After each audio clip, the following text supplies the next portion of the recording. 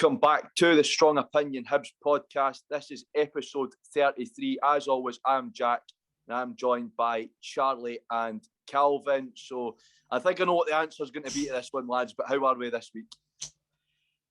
Oh, a bit depressed with Hibs, mate. But apart from that, I'm all right. Aye.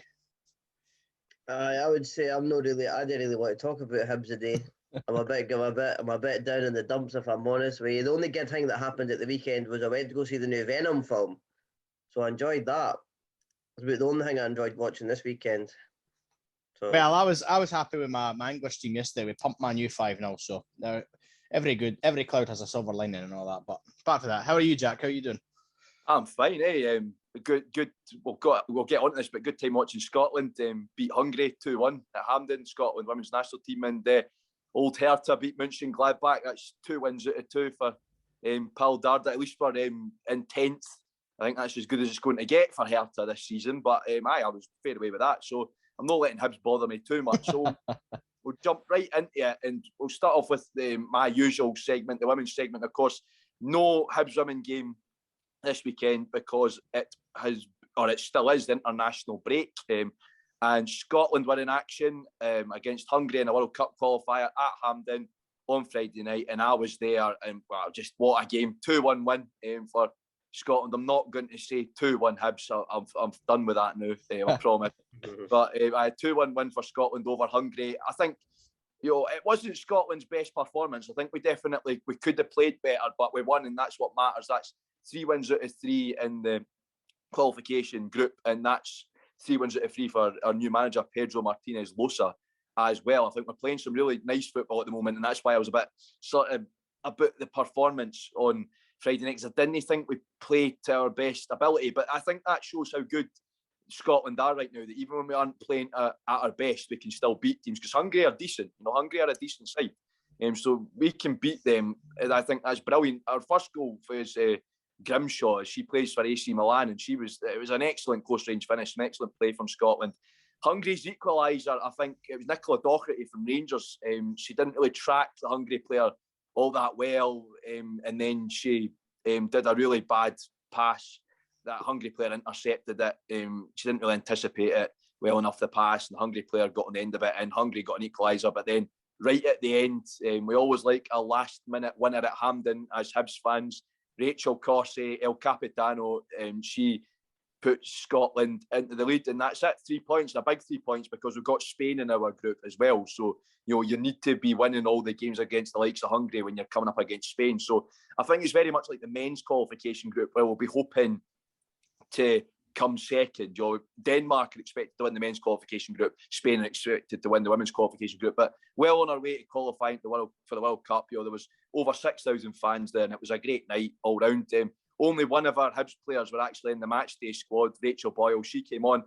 I didn't really see much of Rachel in the game. She didn't really do much. And when she was on the ball, it wasn't like herself at Hibs. You didn't get the Hibs Rachel Boyle. I think she gave the ball away a bit too cheaply sometimes. So it was sad to see that Leah Eddy and Amy Muir didn't get a chance. But hopefully they'll get a chance in the friendly against Olympic silver medalist Sweden on Tuesday. And I thought, 2 ex-high Bs, Caroline Weir and Claire Emsley, played really, really well. I think Claire Emsley, as usual, did a lot of running. She wasn't afraid to get back and get stuck in. She was always, lurking up front. Unfortunately, she didn't score a screamer this time like she did against the Faroe Islands. She used to play for Hibs, like we'd say with John McGinn whenever Claire. But Caroline Weir, another ex-Hibs player, she was fantastic. Caroline Weir was fantastic as well. And I think, all round a great result for Scotland. Like I said, it shows that when we're not playing at our best, we can still beat teams like Hungary. So I was really, really happy with that. And then moving on, Ailey Adams, of course, our young star at Hibs, only 17 years old, started for and scored for the Scotland under-19s. They were in an under-19s Euro qualifier against Ukraine. Ailey put us 1-0 up. Unfortunately, the Ukrainians scored an equaliser. I think it was like in the 88th minute to deny us all 3 points. But the 19s are doing well in the qualification group for the Euros, and Ailey's doing really well as part of that 19 side. So that's really, really good to see our young star doing really, really well. Moving on with Hibs women. And of course, just before I talk about the Aberdeen quarter-final in the SWPL Cup, I'd like to wish Carla Boyce and Erin Rennie, all the best. Of course, they departed the club. I think that's really to do with game time.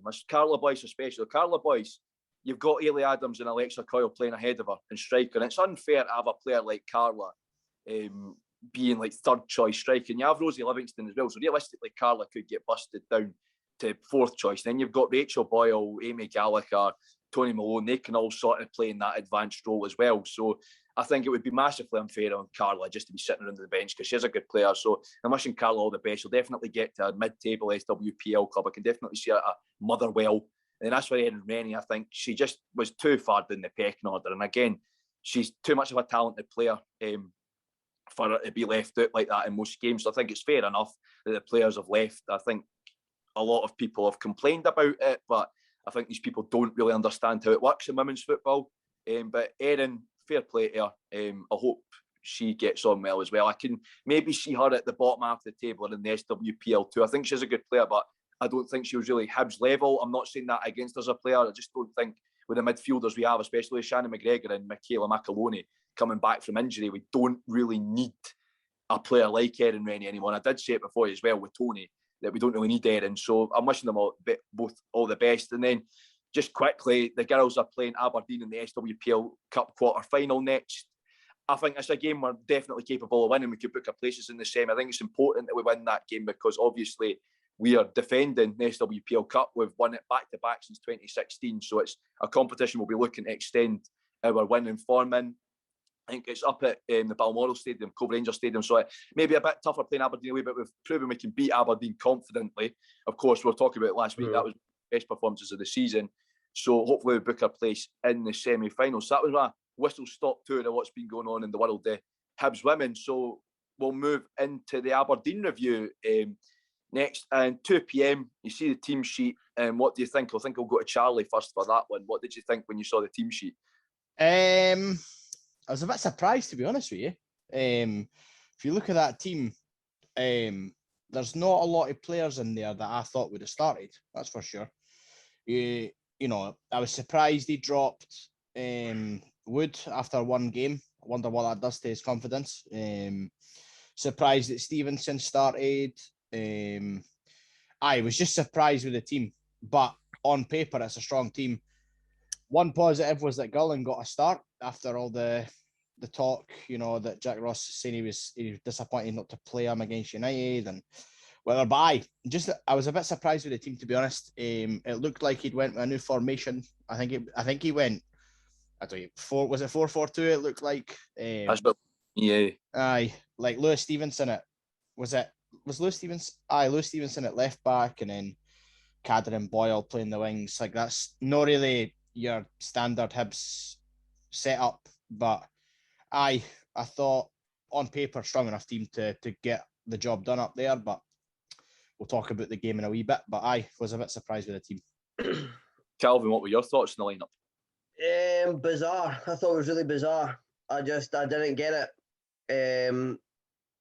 For me, 3 of the best players in the team are sitting on the bench. You've got Doig, Murphy and Allen.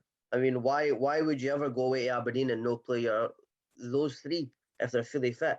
Like, didn't get me wrong, I'm aware Scott Allen had a bad game against Dundee United last time. But Ken, Messi, Ronaldo, everybody has a bad day at work. Do you know what I mean? Like, come on. That doesn't show me great confidence in Scott Allen. I mean, you try and get him at the back door in the last minute to get some sort of deal with Ken. Who was it we were trying to get? Some guy for St Mirren? A young guy who willing to sacrifice Scott Allen for to get someone like that in the door, that desperate. And then you start him, and he done Ross a few favours when he started against Dundee United in the League Cup. Absolutely brilliant. He created the goal, played really well, and a couple half decent performances since then. A bad game against Dundee United, bang, out the team. Odd for me, like really odd. I don't understand what Joel Newell does that Allen doesn't. Why single out Scott Allen? Nobody played particularly well against Dundee United. For me, it's a big no. I don't get that. Again, I would honestly just send Wood back to Middlesbrough now. There's no point. What's the point? What's the point in the lad being here? You bring in Nathan Wood. obviously we've been needing a centre back for a couple of years. You bring him in, he doesn't get in the team straight away, which is fair enough because we're doing all right. The ship's pretty steady. There you go. Porteous is out the team, right, with a red card, so he comes in. Fair enough. He's got to make his mark. Right, he didn't get off to the best start against Dundee United. Nobody played well against Dundee United, so you can't single him out. So the fact you've basically said to the laddie, I'm not got any faith in you because of your performance against Dundee United at home. First competitive, real proper game for Hibs, and then you go swap him out for a 32, 34-year-old defender in Danny McGregor, whose last game was in the Europa Cup about 3 months ago. Ken, 2 months ago or something. Yeah, but you start him over. You start McGregor over him. I mean, what message does that send to him? If that was me, I would be thinking I'm obviously not good enough. If he's got to play Danny McGregor ahead of me, why would he do? Why not give me another chance, a clean slate? Do you know what I mean? Yeah, definitely. And for me, that was bizarre. I would honestly just send him back. There's no point. Yeah. Obviously, who's he going to turn to now against Celtic? Obviously, it's got to be Hanlon and Porteous is back, but. Ken, what I mean, it doesn't send a great message for me. And try not to be too harsh on the team, but my God, are we sentiment FCA? I listen to a few other Hibs podcasts as well, like the boys at Long Bangers and that, and doing the slope and that, and they've been rattling on saying that Doig needed dropped. So for me, it wasn't something that I'd particularly noticed. I thought he was doing all right. So that's obviously why he's been dropped. Maybe through fan opinion or something he's seen, but Stevenson's not a future plan. He's not going to be there next year, really. The next game year, really, you're no building for the future there. I don't understand that. The thing is, for me, he's no fancied any of those players earlier in the season. So why is he turning to them now? Yeah. For me as well, Jamie Gillan up front, he's not good enough. He's not good enough to play for Hibs. I went over it last week. I think he scored 4 goals or something in his professional career. It's no good enough for Hibs, man. You can't go away to Aberdeen and expect a result with players like that in the squad. Unfortunately, it's just even hooking him at half time. He hooked Gillan at half time. How can you give a laddie 45 minutes away from home, and then hook him at half time? For me, the lineup was bizarre. It's almost like someone had pulled it out of a hat. Aye. For me, I just too mate, so inconsistent. It's like. I do that thing, that fan hub, in the app, and you got to guess the team each week. I got 4 wrong this week. I left out 4 players and they were on the bench. In terms of who I thought was playing, that was Wood. Who did I miss out? I missed out Wood, Allen, Murphy, and Doig. It's like, aye, no, I see what you mean. No, I think bizarre. For me, it's a case of echoing what both of you have said. I think I agree with both of you in terms of, like, I looked at that team. I didn't watch the game, thank goodness, because I was out. But I did, catch the highlights when I got home, and I think it was a weird team. I don't see why Doig needed dropped. I didn't see anything wrong with him personally. I don't think putting Stevenson in when he's old and not particularly been all that great in the past. For Doig, I didn't understand that. I didn't understand Gillan.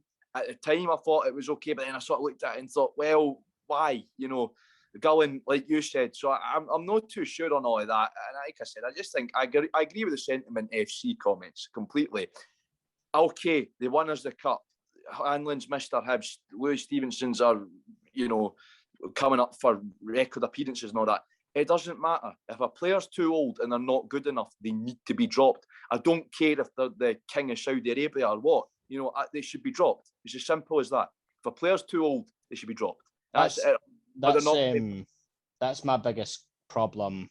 Well, we've got a problem with Paul Hanlon, is that no matter how bad a run of form he's in, he doesn't seem to be able to be dropped. And obviously, club captain, you can drop your captain, but listen, Hanlon goes through bad patches and doesn't get dropped. Wood has one bad game and gets dropped. That doesn't say anything to me that Jack Ross has any faith, like Calvin said, in Nathan Wood. And I think I agree. Just send them back. There's no point in him being here. His heart is he'll be let down massively. He'll not be in it. He'll not want to play. No. Exactly. I didn't think I wouldn't want to play for a team that could drop me after humiliate and drop me after one game. Can what I mean? And I don't know. I think a lot of it was. I think a lot of the mistakes he made, he was forced into making by other, bad passes back or handling, dragging them into stupid, situations. So I think it's unfair. The young lads, I keep saying it, he's an England under-20 captain. He's not a bad player, and obviously, you put him in amongst the situation that he was in at the United game. Of course, he's not going to look all that great, and it'll save us if we send him back and terminate the loan. It will save the embarrassment of him being recalled. Let's be honest, because Middlesbrough will do that sooner or later, like Warnock was saying. So we'll move swiftly on. And like I said, I'm not going to comment on this far too much because I didn't watch the game. So I'll let you two run with this. And I'll start off with going to Calvin. What do you think went wrong? Try and keep it brief, mate. Toothless, utter toothless, man. The whole team, for the goalie up to the striker, just hopeless, man. Absolutely hopeless. For me, far too much respect to Scott Brown. Why nobody just left one on him in the first 10 minutes? Do you know what I mean? He's an old man, and he's not done us any favour since he left. I didn't feel any particular sort of love towards Scott Brown personally. Nah, as far as I'm concerned, I've never forgave him for the way he came through the Blackie Claros in that 2013 Cup final. Just a dirty, dirty player. For me, Jake Doyle-Hayes standing looking at him as he makes that ball up into the corner for their goal, and then the boy crosses over for Ramirez to finish. No pressure at all, just walking about the park. No urgency to get on the front foot. Just a real lack of willingness and wanting to actually play for the jersey. I thought it was terrible, man. So frustrating to watch. It was like it was worse than the Butcher days for me. It's the frustration that gets you, man. My God, the up front and passing back, the shots on target. Why are we not having a shot? Why are we not having a shot? There's so many times, and I'm going to single him out. I seen Joe Newell in space, no asking for the ball, no wanting the ball. If you dare want the ball, then he play. For me, I can't be arsed with that. There's no need for it. There's too many players for me that were hiding and didn't want the ball. It looked like we were scared to make mistakes at points. Listen, I like Joe Newell a lot because he has been a good player for us now, and he's done good things. But for me at the weekend, I was disappointed in all of them, and it's no fair to single anyone out. But I must say, I felt like there were times where he didn't want to get on the ball and make things happen. Yeah. And as I said, everything was wrong with Saturday. There was no. Aberdeen were terrible. They were honking, man. Seriously, you can see why they've lost 11 games or however many games they've lost in a row. In before they played us. The sad thing is we sat here last week and we said, there you go, Aberdeen have won 11 in a row. Well, congratulations on your 3 points. It's actually taking the mick. Like it's we're the laughing stock, man. We are the laughing stock of the SPL still. Like this is, for me, Ken Hearts will go up there on Saturday and beat them. Hearts will pump them. Do you know what's wrong with us? We're no nasty enough. We're too nice. We didn't get in teams' faces, and we didn't put in rough tackles, and we didn't get things by can take games by the scruff of the neck and beat teams 2-3 now. We didn't do it. I mean, we're pretty spineless, I would say. There's no any hard men in that team, I don't think. And I've been thinking about this as well. We're too defensive. We're far too defensive. You're coming away from the days at Easter Road when it was like, and everyone will say, oh, the Stubbs era and the Lennon era, you're living in the past and all that. But you're going from players who were creative playmakers like McGeoch, Scott Allen in his prime, John McGinn, Fraser Fivey, players that would get the ball and go forward with the ball and try and make stuff happen. People who had an attacking mindset. For me, Jake Doyle-Hayes, Joe Newell, Gogic, it's too defensive. It's too defensive. Yeah, no, I definitely agree. No creativity. No, we didn't. I mean, Jack Ross said that ourselves. We didn't create enough. We've hardly got any creative players. Yeah, no, we're defensive. completely agree. Obviously, like I said, I didn't see the game, but I completely agree with the points you're saying based on what I've seen for other people. And I think one thing before I go over and get Charlie's thoughts is, I think for me, there's two things I picked out for my very limited knowledge on the games. Like I said, thank goodness that I decided to go out with my mum that day instead of watch that. But I think first one is, it felt like the St Johnstone games say last season, where neither played particularly great, but Aberdeen just took, we didn't take any chances, or we didn't even have a shot on goal. It felt like some of those St Johnstone games, how it went. And then the second thing for me, and I know people probably slaughter me for saying this, but game like that, with Newell in space and he's not even asking for it, Mallon would take that and take a pop at it. Stevie Mallon would get that. That's what you need in a game like that. And I'm sorry, I know people go, oh, Mallon was a donkey, whatever. I actually quite like Mallon. He's out in Turkey and they love him at Yeni Matayinspor. And he's coming up against some decent players in the Turkish league. So I think the Mallon haters, I was always a big fan of Stevie Mallon. I think the Mallon haters are looking quite silly with that now, because I definitely think we needed a player like him in that game, that we just take a pop. And that's what we needed, because think about it, he takes a pop on the edge of the box, one of them's going to go in, or you'd hope one of them is going to go in. That's what we needed. Target before the 70th minute.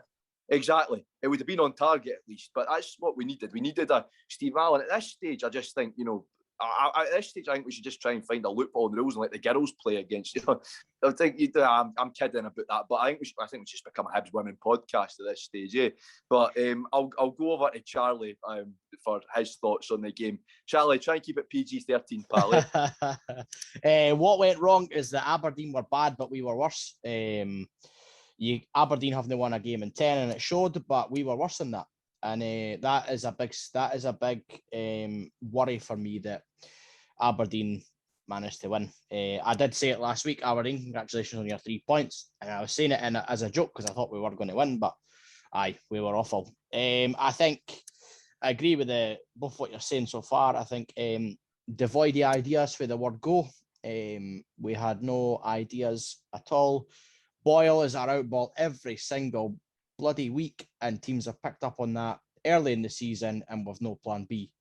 I think we're probably going to come onto their goal in a wee bit, but I saw a screenshot of their goal on Twitter. I thankfully was out on Saturday, so I missed the game as well. So I wasn't too depressed, but obviously that still hurts getting beat off the sheep. But they've put the ball in for Ramirez's goal, and there is about 6 Hibs players watching him. And also, Paul Hanlon is about 5 yards away from him, and he gives him the easy strike to the goal. And that is your club captain, ladies and gentlemen, who doesn't step up to the man he's marking, lets him have a free shot and it's a goal. So, that's really what went wrong. And also, we never had a shot on target in the whole game. Like, who had that on their shot on target bingo for Saturday? But it's a concerning to Rangers. You can forget about it because it is what it is. We actually turned up for that for a change. But the past 2 games, mate, it's a shock and it's a concern, and I'm not really sure when we're next going to win a game, to be honest with you. Mm-hmm. It is a bad state of affairs, and you've touched on the Aberdeen goal.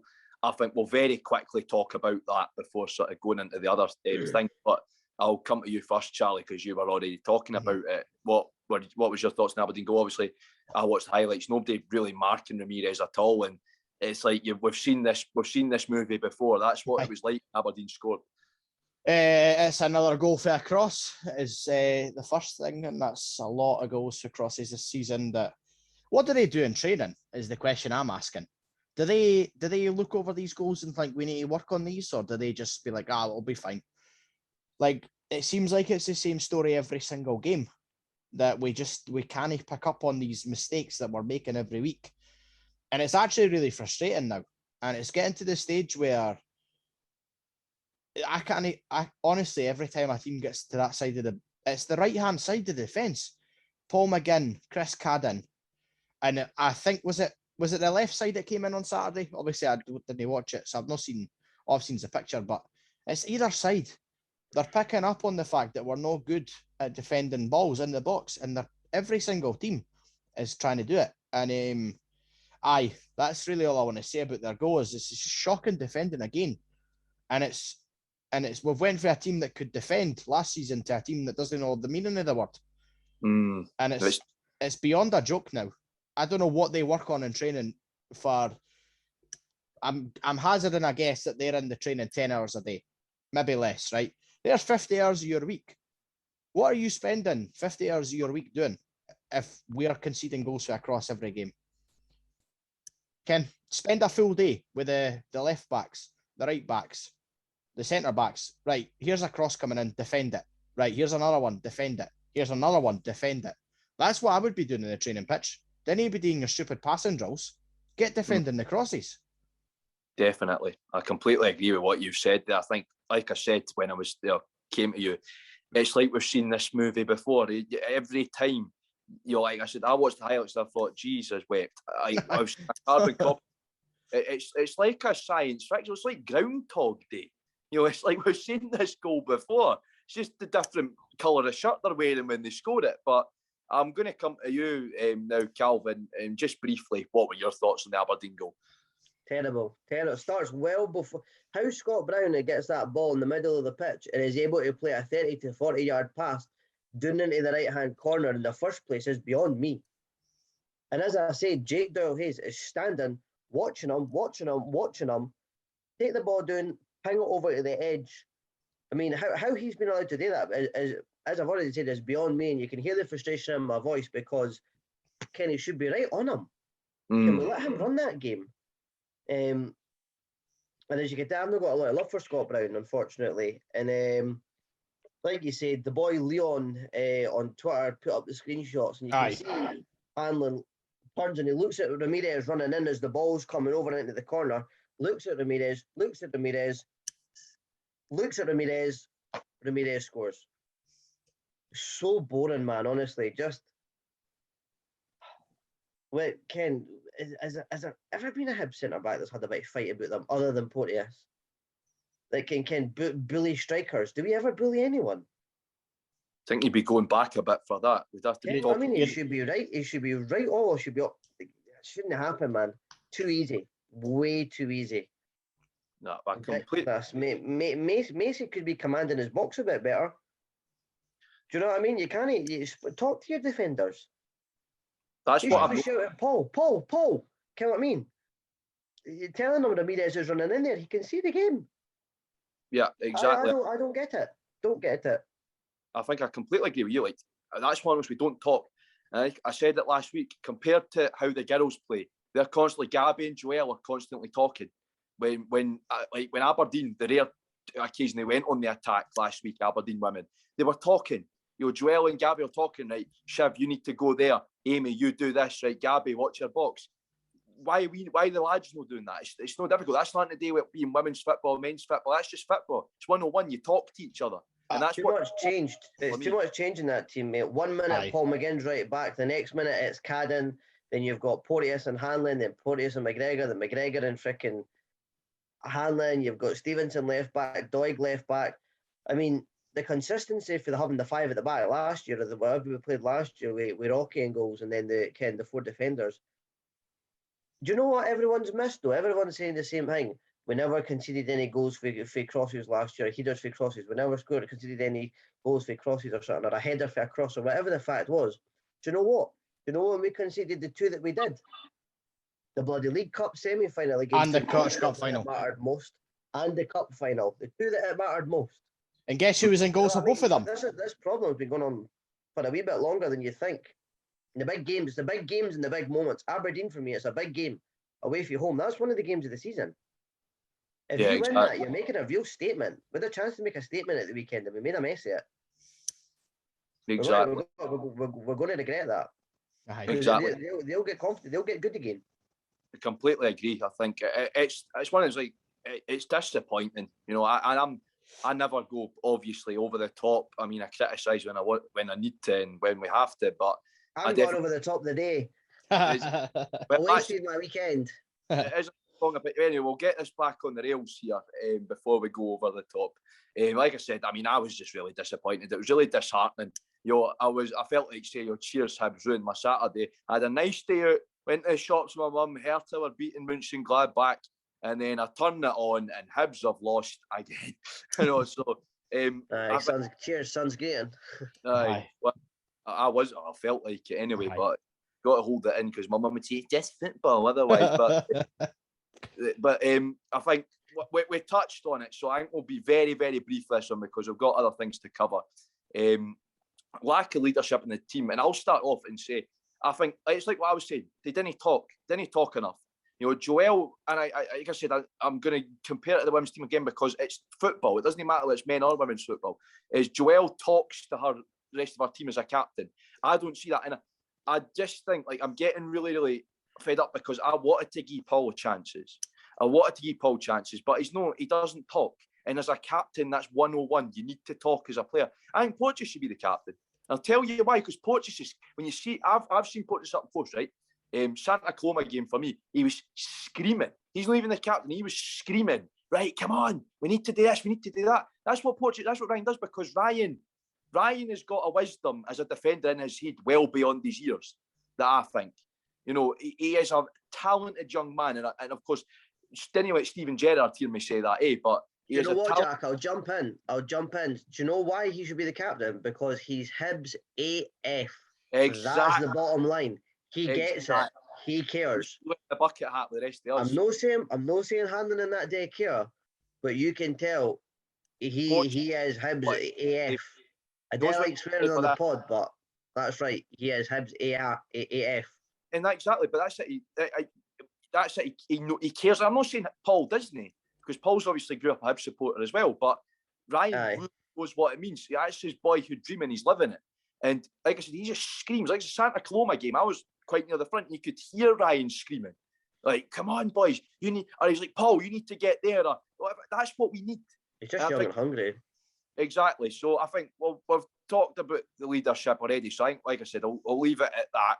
You didn't want my views on the subject anyway, that's for sure. Yeah, well, because Charlie not liking Paul, never. That's why he's dressed as a Darren McGregor tribute act with that haircut and the beard. That's why he's dressed like Darren tonight. Look at that beard, that hair. Darren's beard is nowhere near as impressive as Charlie's. Come on now. You're right. He's got the waves in the hair. Look at that. We've got a Twitter poll there. I didn't get sent off every time I pull on a Hibs jersey as well. So anyway, moving on. Yeah, we'll move on. Right, let's keep this on the rails here. Right, so I think the one last thing, and I'll quickly give my views on this because we'll better jump into the Celtic preview, is it a concern we've lost 3 on the spin? So I'll quickly get it for both of you after I've done mine. But I think you take the Rangers game out of the equation because, you know, Rangers had their 12th man, the referee again. I hate interrupting you tonight, mate, but say it right. They had 55,000 men on their team, 55,001 because they had the referee as well, and 55,000 home fans, no away fans, is an absolute embarrassment. 55,000 fans shouting red card at Ryan Porteous and they want to defend them. Embarrassing. SFA should be ashamed. Well, what SFA? Don't you mean the Glasgow Loyal Bears? But, the 2 ugly sisters. But I think, I think you take the Rangers defeat out of the equation because that, you know, there was a game-changing decision and we actually played quite well against Rangers. I think it is very concerning how we've played. The performances have been the most concerning thing for me. I think United, we shipped 3 goals. Aberdeen, we could have easily have shipped 3 if Aberdeen had taken their chances a bit better. So, from what I've seen. So I think it is a massive concern that we've lost. I'll say 2. We'll say 2 on the bounce. Like I said, Rangers defeat doesn't even come into the equation, but it is a massive concern for me. So very, very quickly, Calvin, what are your thoughts on us losing 2 on the bounce like that? Do you think it's something we should be concerned about? It's beginning to become concerning. I'm not concerned yet, but it's beginning to become concerning. That's what I'll say. I know we're a wee bit rushed for time here, but yes, it's beginning to become concerning because Aberdeen and Dundee United, years gone by, they're good teams. Sometimes you lose games in the campaign, that's fine. It's the manner we're losing them in my opinion. Don't mind losing games, it happens, but you have to show up for me. I'm no going along to watch them on a Saturday to come away feeling like I've wasted money or a petrol. Do you know what I mean? So that's my opinion. So very quickly from you, Charlie. Yes, I'm deeply concerned. And I've said it already. I can't see us getting 3 points in our next 5 games. So, yes, very concerned by the matter. So, talking about next games, we're going to move into the Celtic preview. We're playing Ange Ball at Easter Road. So, confidence is at an all-time low right now. So, thoughts going into the game, and I'll quickly just give my thoughts first and say, I don't know, because like Celtic, they struggle at Easter Road, and you can genuinely, like, we've played some good Celtic teams at Easter Road and have got away with it, you know, be at least getting a point. And we've proved we can beat Celtic at Easter Road before, even when we're on a low. I think there's been a few times we beat Celtic under Lennon. We came off the back of silly defeats and actually beat Celtic. So I think I'm at that stage where I'm like, okay, I'm 50-50. The optimist in me saying, you know, at Celtic will get at least a point, no matter how badly we play, because Celtic don't like coming to Easter Road. The pessimist in me, which is growing more and more by the day at this point, is saying Ange Postecoglou is bucking the trend right now. You know, he bucked the trend by coming to Scottish football. He'd only managed in Japan and Australia before then. So you wonder, you know, you wonder if it's going to be like, well, Ange Ball's going to finally break Celtic's hoodoo at Easter Road. So I am slightly concerned, but I think I'm 50-50. So, Charlie, what are your thoughts going into the game? We are going to get pumped. We are going to get absolutely embarrassed. I think it's going to be worse than the Dundee United game. To be honest with you, if you want my score prediction, I think we'll get beat 5-0. Leaving that, but we'll just mess up your own script, why don't you? I realise that's at the end. 5, mate. Honestly, I think we're going to get absolutely embarrassed. The Jack Ross out brigade will be out in force if we are getting beat at half time. We'll be booed off the park. We'll be booed off the park at full time. Not looking forward. I mean, I'm looking forward to it because I get to spend time with you lads. But apart from that, I'm not looking forward to the game. Right.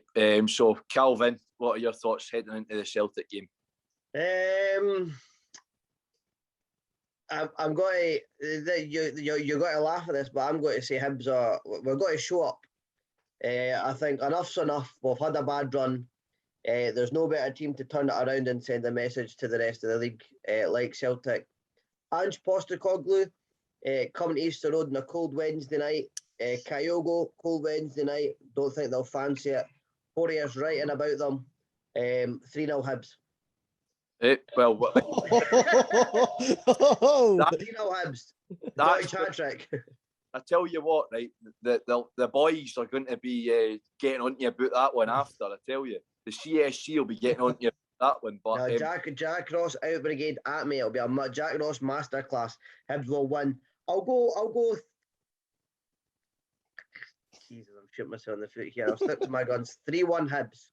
So, right, since we're doing score predictions now, why don't we? I'll say, you know, I'm going to go 1-1. I'm going to say 1-1. I'm going to say Kyogo to score for Celtic, and Celtic get the opening goal. But because, that was my head. because we always sort of find something against Celtic, I'll say we'll get a late equaliser, and it'll be the main man himself, Scotty Allen, to score it. That's what I'm going to say for the Celtic game. So, well, that's good. We don't need to do score predictions at the end of this now. So we'll just move on to our starting 11, what your preferred starting 11 be. All I'm going to say is Macy in goal, because we've not really got, I wouldn't really want to risk, as much as I want to see Dabrowski play at some point this season, I wouldn't risk him against Celtic. I'd say Porteous and Hanlon. As much as I'd like to see Wood and Porteous play together, let's be honest, like we've talked about, Hanlon's never going to get dropped, is it? I think so. I think Porteous and Hanlon. McGinn, I'd like to see McGinn back because I think he was actually starting to play well. Is he injured? Is he injured? Oh well, I don't know. Jack Ross hadn't said anything in the press conference. That's why I've talked about McGinn, but I don't know what's going on with McGinn. If McGinn can play, I'll say McGinn because I think he's beginning to look better and beginning to look a bit more like the player we had last season. Before he started not playing anymore, and then I'd stick Doig back out on the left because I wasn't impressed with Louis at all. And then I think midfield for me, it's a tough one with midfield because obviously there's still, I don't think McGuinness is quite ready to come back yet. He's out until after the next international break. Yeah, So that's a problem. So for midfield, I'm going to say Allen. I'm going to say Scott Allen, Newell, and I don't really want JDH because I agree with what Calvin was saying. Like he was just like he wouldn't leave anything on Scott Brown. You need to do that. So I'm not too sure who else I'd put in midfield, to be brutally honest. So I think I'm just going to have to. I'm going to go ahead and say JDH because I think as much as as much as I didn't really want him to play, you've not really got anybody else that you could, to be honest. For me, what I was thinking is, Melker Hillbuck's out long term, but I would like to see Melker get his chances when he comes back from injury, because I think Melker wasn't all that bad. And I would like to see Melker get his chances, because obviously he's out injured. But anyway, I'm going off on a tangent, but JDH, and then I'd stick Nisbet up top by himself again, because I don't think him and Gillen particularly partnered very well, and I think we should just leave the point of trying to partner Nisbet with somebody. Either that, or I just don't think Celtic's the only game you drop Nisbet. I think Nisbet might actually wake up and maybe actually try on Wednesday, and then for me it's Murphy Boyle. That's out in the wide areas for me. That's my starting 11. So I'll come to you first, Charlie. What's your starting 11 for the game? Macy in goal. For reference, I'm going 3-5-2 because I think we play a lot better with that. So I'll go Macy in goal. I'll go Porteous, Hanlon, and Wood as your three centre backs. I'll go Doigan, McGinn as your wing backs, and then I'll go Alex Gogic, Joe Newell, and Scott Allen in the midfield, because I think Gogic will sit. I think we need a sitter against Celtic. We do. We need Scott Allen to drive the ball forward, and then I'd go Nisbet and Boyle up top, because I think that's very good. We need somebody, because Gullen's no very quick, is he? Is what I was thinking. He's not got much pace at all. And to be fair, I didn't make much of Celtic centre backs, so I think we need somebody that's going to be a bit quick on, get through that. Joe Hart, I think we should test him. He's got a mistake in him, so I think if we put Boyle up front, he's got to get a shot away. Nisbet might raise his game if he's got Boyle beside him, so I'll go with that. I think that's my team that I think could get something from that game. I like it. Just before I go to Calvin, there's one way we can throw Joe Hart off this game is give him L'Oreal instead of Head and Shoulders in the dressing room for his shower. That'll put him right off. Just have somebody take a shot for a free kick as well, because you saw what he was like against Scotland that year. Exactly. When we put two past him at Hampden. So just ping shots at him. Just assume we didn't have any Icelandic players anymore, eh?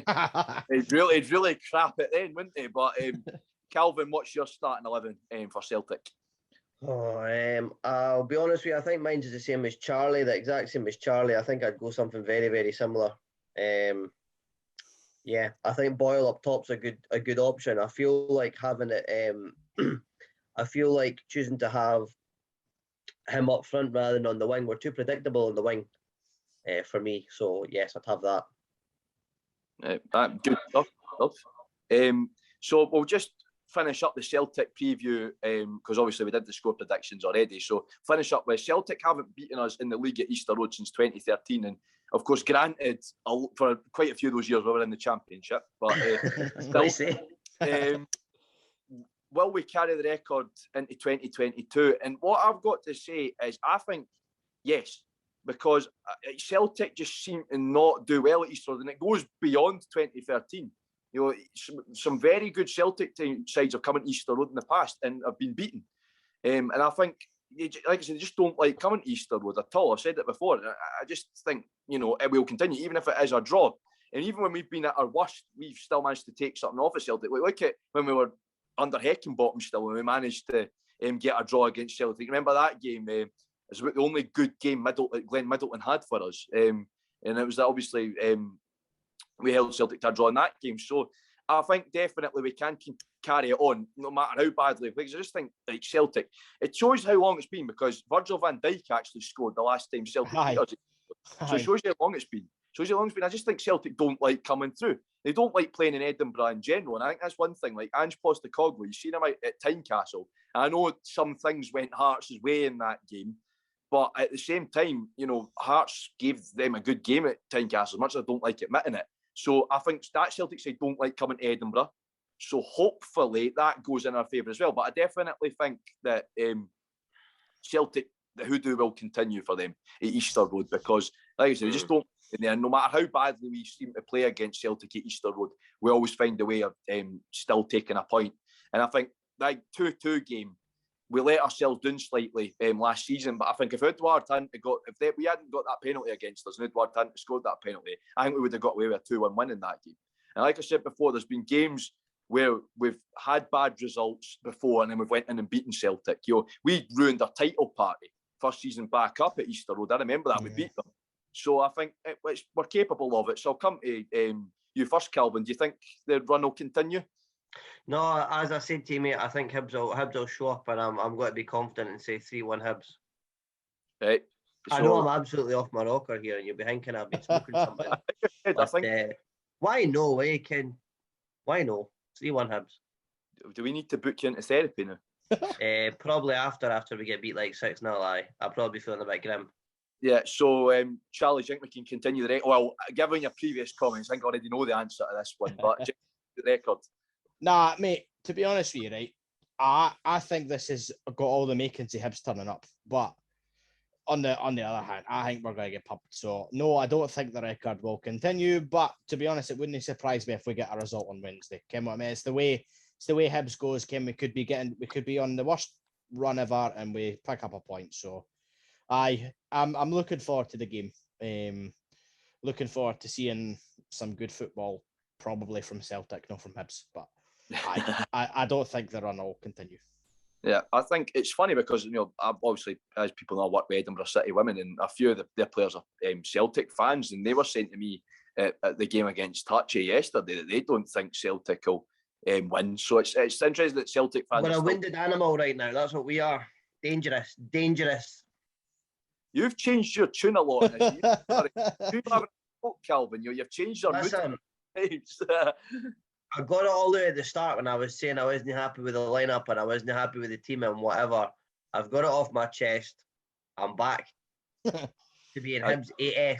So I think because it was like you and Charlie had a brain transplant, honestly.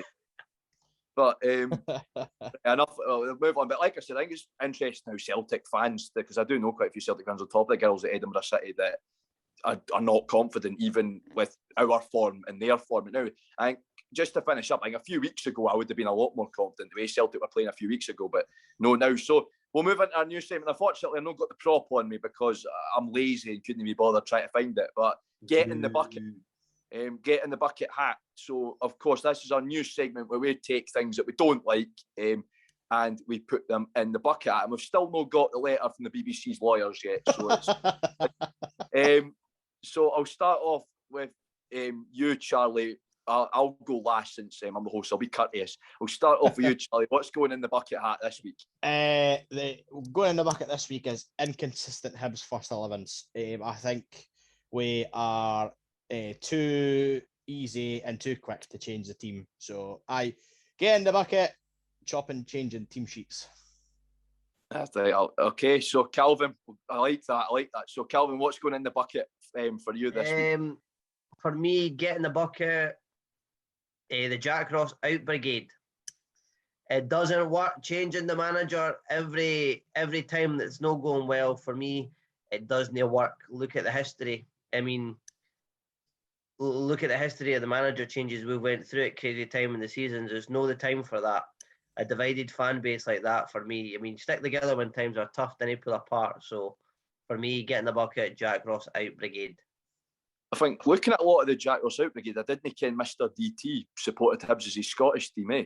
That's what it's like a lot of the time. It's like, but that's what I think. It's like the best. I didn't ken Mr. DT Hibs as his Scottish team. Aye, I can. But I think it won't be long before the banner's coming out. Thanks for the memories, but it's time to leave. It's time to go. But he has to go, blood. But going in the bucket hat for me, or getting in the bucket for me this week, is Scotland playing Sweden at the St Mirren Stadium on a Tuesday. I think the Scotland Women's National Team, like talking about, that's the next game. I think you're playing the Olympic silver medalists. That is a glamour friendly. The players they've got, like Fredolina Araujo from Barcelona, Hannah Glass from Bayern Munich, Kostavari Asolani from Real Madrid. The players that Sweden have, you want to see them play, and they're playing at the St Mirren Stadium. Paisley's not an easy place to get to on a Tuesday night for a lot of the Scotland fans. I think obviously it can't get played at Easter Road because we're playing on the midweek, but surely they could have held off a wee bit and had it played at Tynecastle or Easter Road, Rocks or Parkhead, or even one of the Dundee stadiums, because that would have been easier for fans to get to, I think. And I just think like playing at a stadium against St Mirren with a team like Sweden, playing at such a wee stadium like that, I just don't think that's all that great. And that's why I honestly, if it was at Easter Road or Tynecastle or even Murrayfield, I would like to see the women's national team play at Murrayfield sometime.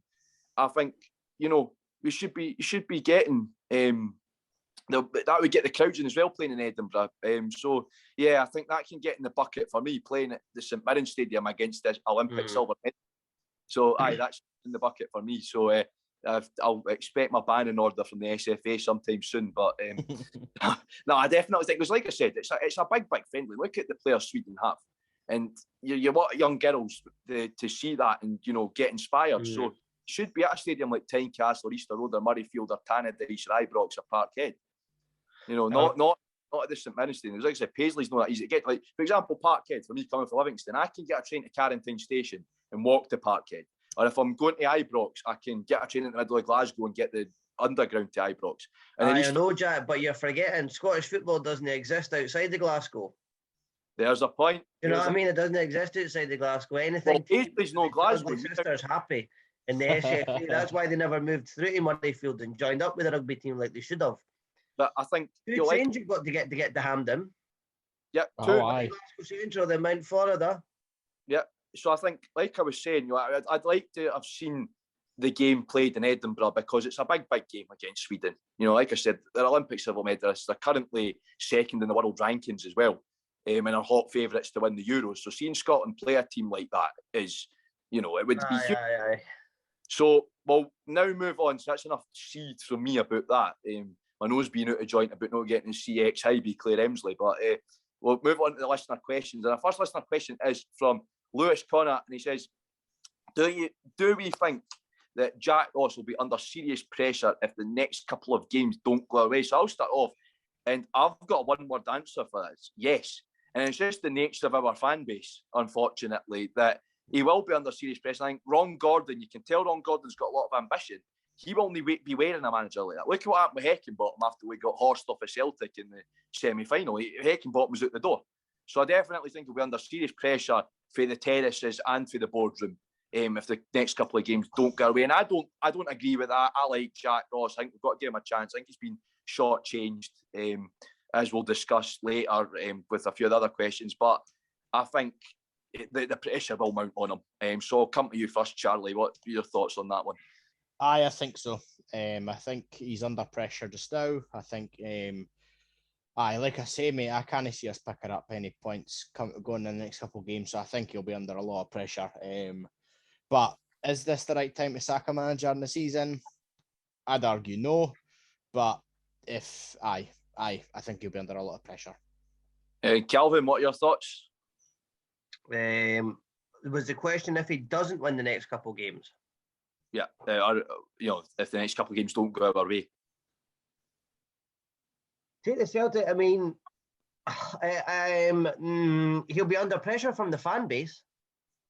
He'll be under pressure for all the Twitter warriors. when it's going. It's almost like some of the folk on Twitter. I've never supported Hibs before. This is our first season. I mean, you're wanting the manager out because we've lost 2 games on the trot. Fair enough. I understand the performances haven't been great. Mate, I used to shop at Easter Road when there was like 4,000 folk going to watch them when they were like, Ken, the season almost got relegated. That's tough. Sitting 5th in the league and in a semi-final, isn't it? It's no bad. It's been a hell of a lot worse. So I think you really need to, Ken, thank your lucky stars. And Ken, when it's going well, reasonably well, Ken, didn't it? Trust me, it could be a lot worse than this. I do think that the people who are saying Jack Ross out,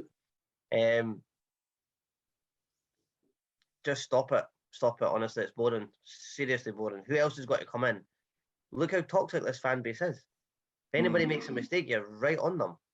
Do you know what I mean? For me, I think he'll be under pressure from the people on Twitter, but I think people that understand what it's like being a Hibs supporter and realise that, do you know what? Like, see, playing Celtic at home, that's a tough game. See, going up to Dingwall on a Saturday away, That's a tough game. It's never been an easy game for Hibs. That's our next game. Then Livy away. We never do well there.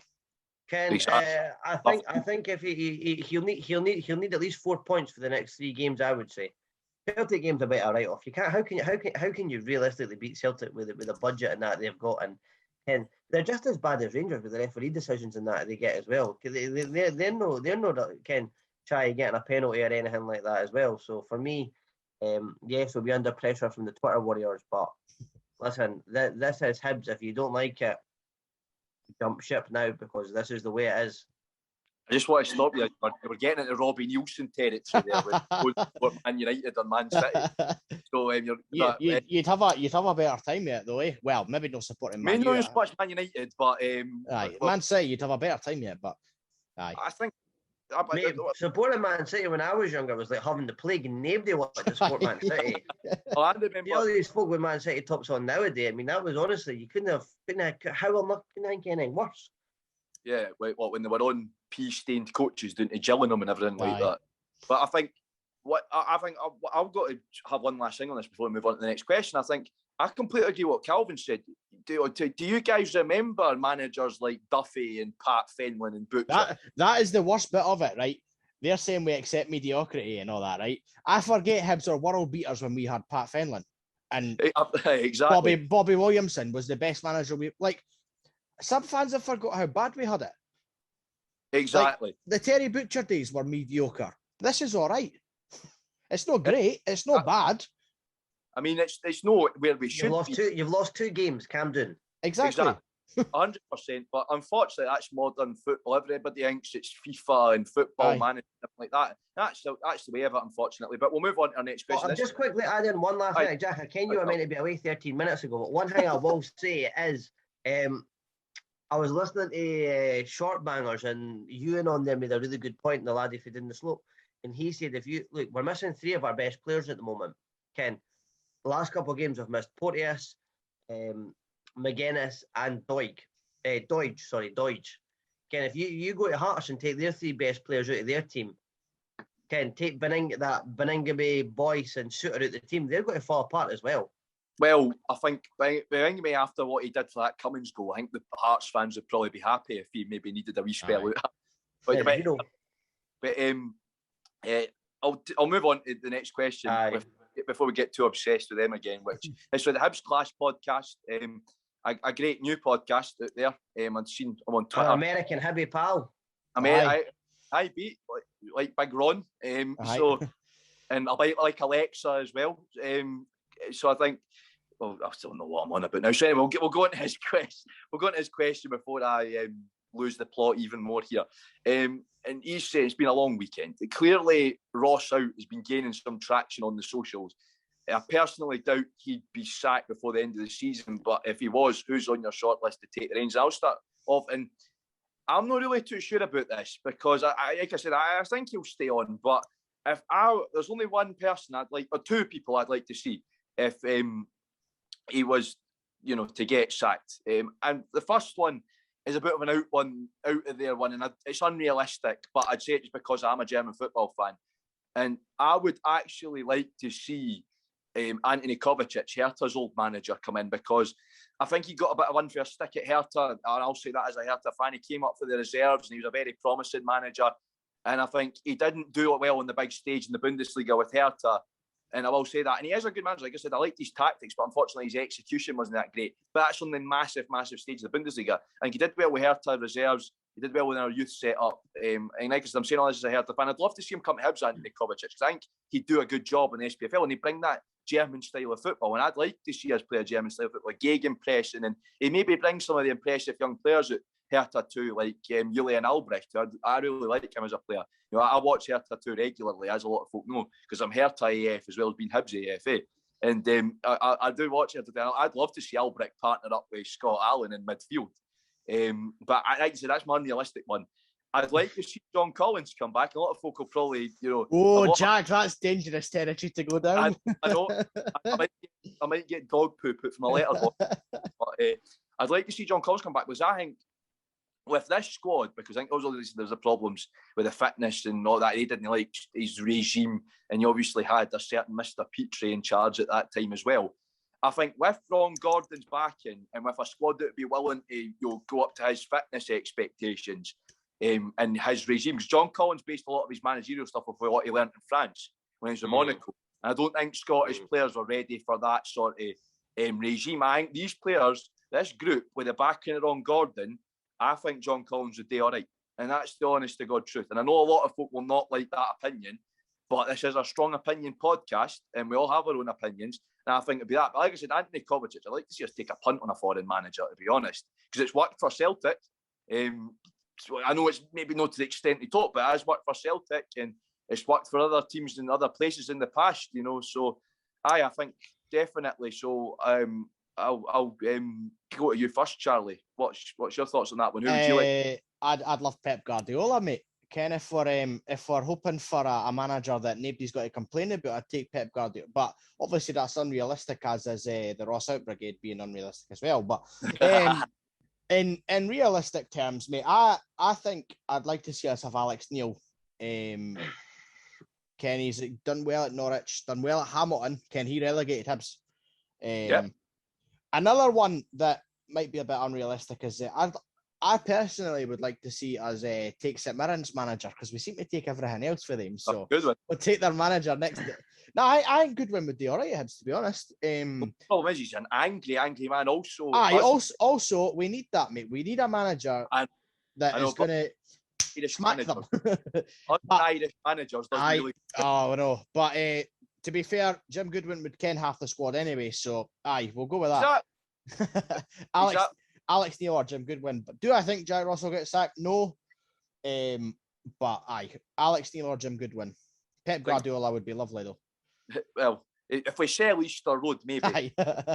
Ages, but we start playing Lockend Park. One manager I'd actually like to see, just coming off the back of like what you're saying about Alex Neil, I'd like to see him get a chance as well. And another manager I'd quite like to see us go in for. I know again it's a bit unrealistic, but I'd like to see us go in for if Postecoglou ever gets the sack for Celtic. I'd take him. Son, you're welcome to Easter Road. I'd like to see him, because I think we need to broaden our horizons. Also, I think, was it Dynamo Kiev? I think their manager might have just got his books, and I've got good ones for you. A German one, Mark van Bommel, just got sacked. Hey, yeah. I'd take him. Yep. So Calvin, we'll go on to you for this one then. Right. I'd like to start by saying, first of all, I'm really reluctant to answering this question. Mm-hmm. But I have to say, Ollie's at the wheel. Tell me, how good does it feel? No thanks. Start to Manchester United, comes to Hibs. Makes perfect sense. You're only an hour and a half flight from Norway or something like that. An hour's flight from Norway. Be a perfect job for him. To build his football career again. To be fair, mate, he's never won at Easter Road, so it'd fit right in. For me, yes, I would take Ollie a flash. And he could bring that laddie. What's that laddie? Cristiano, he could come too. What about the boy? What about the high had it Mulder as well? Where did he end up? Haaland, I take him. That funny looking Norwegian boy, I don't know what happened. He plays for some team in Germany called Dortmund. I've never heard of them, No, it would be him, or realistically, probably Derek McInnes. That's another. Was good at Aberdeen for a long time. Tell you what, Hibs could have only dreamed of being where Aberdeen was. Third consecutively, second place finishes in that. Won a cup. Yep, for me, Jack Ross. Who would I get to replace Jack Ross? Jack Ross, that's the answer. Stick with him. On me. No, I'm kidding. Let's not go down that path. Ollie Solskjaer. Aye, come on. Ollie Gunner. Well, like I said, he's not one at Easter Road to fit in. Has he lost? No. He lost. He didn't win. Aye, that's true. Aye. He's got a good record. Aye. We're going to crazy town right now, so we'll move on. This one comes to a friend of the podcast, Simon McKenzie. Is it time for panic stations, as that's two back-to-back poor performances, or is it just a bad patch of form? And do you think there will be a turning point? I'll start off again. I think it's no time for panic stations. We've been in this place before so many times. It's just a case of, I do think it is a bad patch of form. We'll pick up. And I think it will be a turning point. Jack Ross has been speaking about it in his press conference. He's not happy. Put it like that. He's not happy. He's not like Heckingbottom. Heckingbottom would come out and he'd try and make excuses, and he'd try and, basically, Heckingbottom's head, there's the sand, he was going in it. Put it like that. Whilst with Jack Ross, he's admitting there's a problem and he's trying to fix it. So I think this will be a turning point and we'll get over it. I think that's for me, that's what's going to happen. So I definitely think we'll get over it, and we'll get back to winning ways relatively soon. But I don't think it's panic stations yet. I know certain elements of our support will be panic stations, but I think they've got itchy trigger fingers, and it's panic stations the minute they just didn't like what's going on and it's not suiting them. So I definitely think that it's no panic stations, that we will turn it around. So I'll come to you first, Calvin. What are your views on that one? No need to panic. Keep the ball in the deck in football terms and keep the faith. I like that. Persevere. And Charlie, what are your views on that one? No need to panic yet. I think it's only 2 defeats. But you're right, mate. Some elements of our support are clearly in panic mode. But personally, I don't think it's time to panic yet. Ask me again in a month and I'll give you a better answer if it's time to panic or if it's all right. So that's the way football goes. So no need to panic yet. Yeah. And our final listener question this week comes up. Lewis McKinnon. I don't know what happened there, but anyway, we did edit that bit out. My phone's on 10%. But Lewis McKinnon is our last question this week. And Lewis asks, who do you think is in the wrong for the last 3 games? Is it the players? Is it the manager? Or is it the reason Matthew got put out for a bad transfer window? And I'll field this one first. And I'll say, it's a bit of both. I've said it before, the way Jack Ross set us up against Aberdeen, there was a bit too much change, there's a bit too much inconsistency, but he's been forced into that. So I've got to say, it's maybe a bit of both, but I do think the players have got to shoulder a lot of the blame. They've not been showing up, and they've not been putting in the performances. So I think it is about 50-50 for me in that sense, maybe just veering slightly towards it being the players for me, because at the end of the day, talking about Pep Guardiola could be in that dressing room for the United game. I said it before. He could be in the dressing room for that Aberdeen game. Hanlon still would have made that mistake. It's not Jack Ross that's going out and no marking his man or no trying to put a foot in or whatever. So I definitely think that the players have got to take slightly a bit more of the blame for that.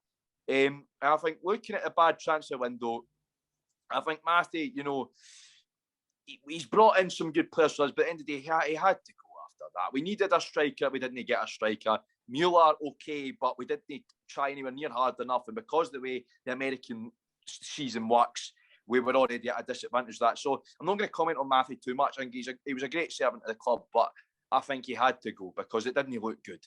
I think it was all about saving face, him going, if I'm being honest, at that stage in the game. So that's my views on it very quickly. I'll move on to you first, Charlie. What were your views on this question? It's 70-30 for the players, in my opinion.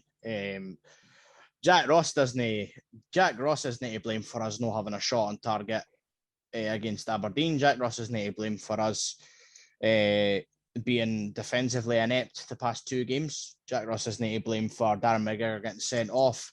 Jack Ross isn't to blame for us not stringing 2 passes together. I could go on. The players are to blame for the past 2 games. Ken, strong enough team to beat United, strong enough team to get a result at Aberdeen, and we didn't do it. So players definitely more to blame than Jack Ross. And I'll finally get your thoughts on this one, Calvin. 50-50. 50-50. No, listen, I know you're short for time, mate, so I'll say 50-50. Perfect. So that concludes episode 33 of the Strong Opinion Hibs podcast. Thank you, everybody, for listening, as always, and we'll see you all next week. And we've got something very, very special in the corner. I'm going to keep it under my invisible bucket hat for the moment, but we've got something very special in the corner. So keep your eyes peeled, folks, and thank you for listening.